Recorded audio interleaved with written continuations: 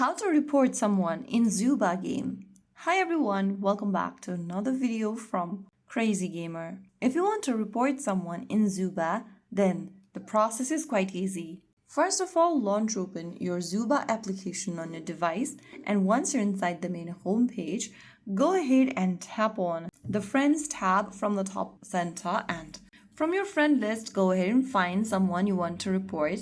Or you can also find anyone after a match and simply tap on their name. And in the pop-up, click on Profile.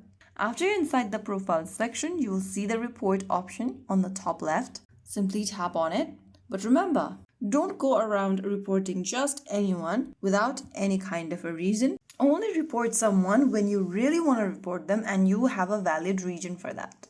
After tapping on the report button, you can go ahead and select the abuse type you received from that person, enter your email, and then the description of the issue that you had with the person in the text box. Finally, after filling in all of the details, click on this I confirm box at the bottom and tap submit.